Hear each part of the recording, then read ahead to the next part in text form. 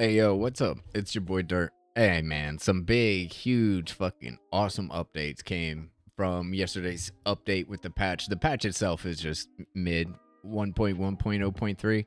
Some weapon fixes, some zone fixes, quote unquote stability issues, and nothing crazy. And it's actually funny because when this dropped, the Discord, the marathon Discord, everybody was just kind of like, man, what is going on? Even a feedback post got created, and it was just like, where's the communication? Like, what happened? Like, season one, when the game first dropped, it seemed like the devs were over communicating, and to be honest, players love that.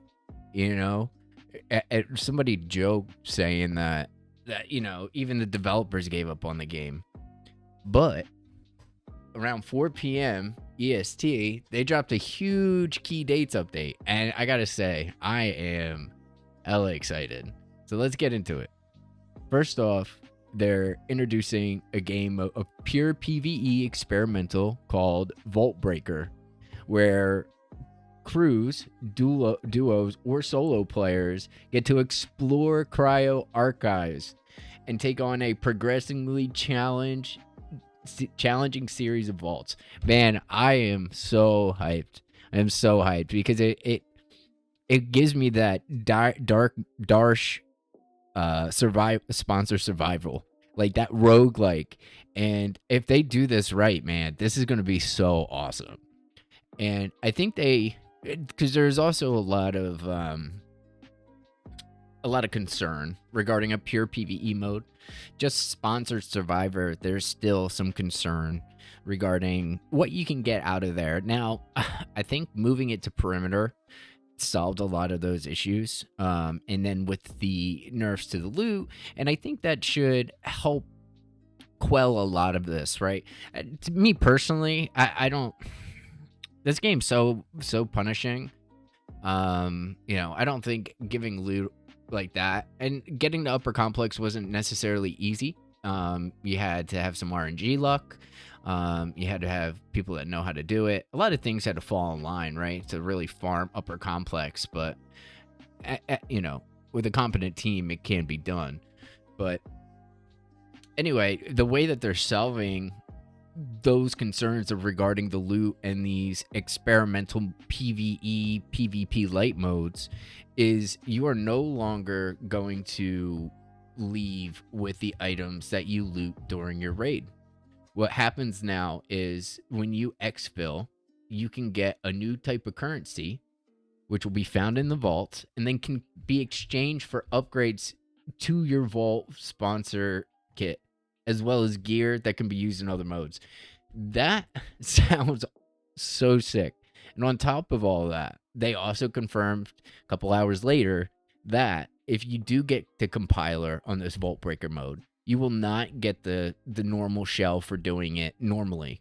They will, however, have all their own codex challenges, rewards, weapon skins, charms, profile background, emblems. So it really gives you something to grind for as well. I think the biggest part about this that makes me like giddy almost is having that opportunity to get in there. I mean, if I'll be honest, I haven't seen a lot of views on my videos. I'm kind of just making this just because I love this game and I don't have anybody else to really talk to about it. So, but man, I'm like just so excited because I get to go into cryo and actually start learning the map, even if it's just the layout, right? Like the amount of time I spent in sponsor survival on Darsh, like I know that map. I know where everything is. I know where it spawns. I know the flow of the map, and it exponentially made me better at PvP on that map. And that's my main goal, right? My main goal is to play Marathon the way it's intended or was originally developed. The PvP aspect is the thing that gets me going the most. So having that opportunity to get into cryo without being that liability to two other people, man, I am so excited and so hyped. And I hope that they find that that balance, right? I don't want this to be easy. I want it to be difficult. I mean, it is Cryo Archive, so it's supposed to be the most dangerous thing, right? Like, make this hard. And it's PVE, but you know, and I know they're trying to get new players in, and doing it PVE on Cryo and making it hard. It's one of those things where I think it would be beneficial, right? Because marathon is hard. So this gives you something to get in and really just see what marathon is about. And yeah, I hope they do the mode justice. I thought Darsh was great difficulty level. Starting out with those great kits, anything can happen. But yeah, I cannot wait for July 21st for the mid season. It's just so exciting. Now, on top of the Vault Breaker mode, they also are doing a Cradle Evolution system, which, again, is awesome. It just gives you something else to grind for. As of recording this right now, my Vault, I'm taking a look at it now. My Cradle, I'm sorry, is level 66. And I'm level 127.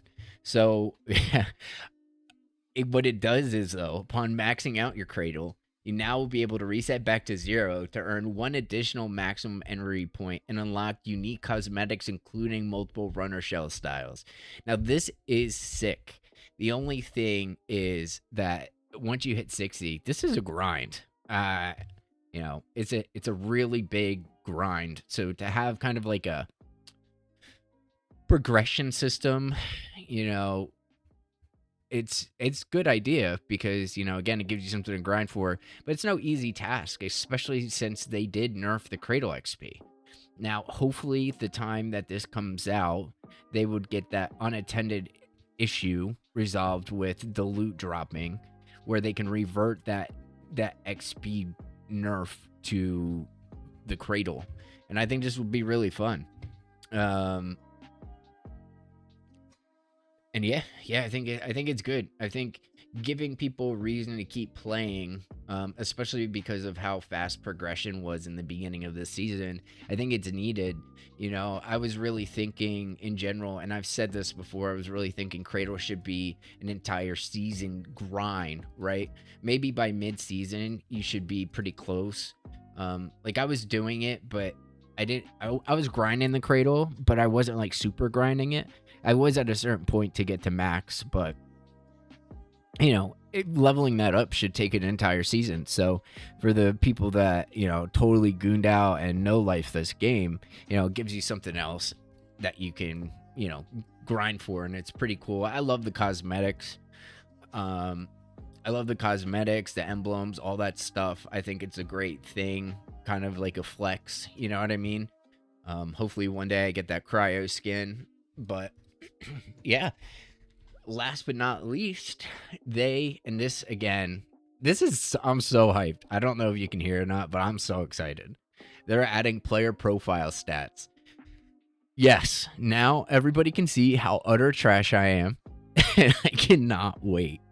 No, to be honest, I think it's wonderful, and the way, depending on how they implement this, they could go the route of Destiny kind of player stats, where they will allow APIs, so that in turn then lets other development of things like a DIM. If you ever played Destiny 2, a DIM is Destiny Inventory Manager, where we can start making loadouts.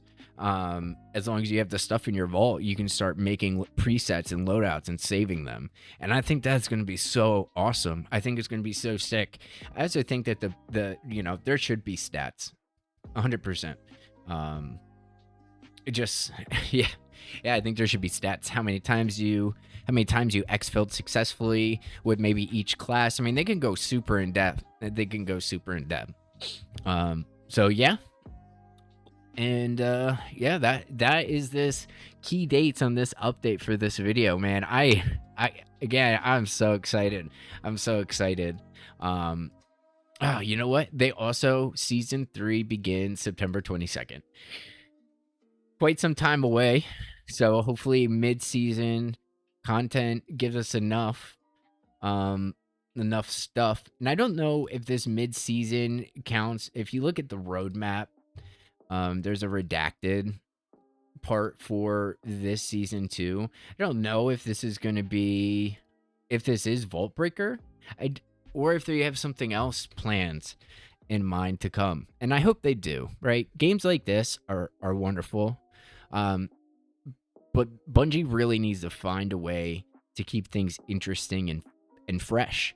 And I think so far they've been doing a good job. You know, I could like to see more. So, you know, every service date that we have, server update, you know, and at least in Destiny 2 and some of their other games, you know, it would progress the story, right? So you get a new mission, you get a new story, even if it's just sitting there, something to make you, you know, fall in love with the world more. And I would love to see something like that happen with Marathon. Because I'll be honest, that was the thing that grabbed me the most, was the way it looked. The first cutscene with Oni, like I was like, oh shit, this is cool. Doing the priority mission, and like that beginning hooked me enough to push through any frustration that I had. Well, not frustration, but any roadblock I would hit, to keep pushing, to continue to see and get hooked into this universe to this point where I'm almost at 300 hours.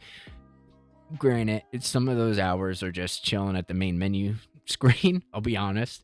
You know, because I'll have it up on my one desktop while I'm working, so kind of just sits there. But yeah, you know, it would be nice to see something, and I hope that as this game progresses, things like that happen. And again, even if it's just a new priority mission, you know, a little cutscene, something to make you keep falling in love with the world. But these experimental modes are sick, and you know, shit, they actually brought in sponsor back, just pure sponsor in Dire Marsh.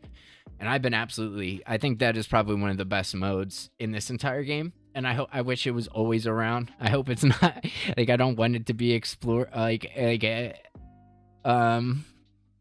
darn it. My brain, dude. Forgot what I was gonna say. Experimental. Sheesh. Sorry, my bad. But yeah, man. All right, yo. I just wanted to get a video out, and hope you all doing good. And you know what? All right, yo. Peace.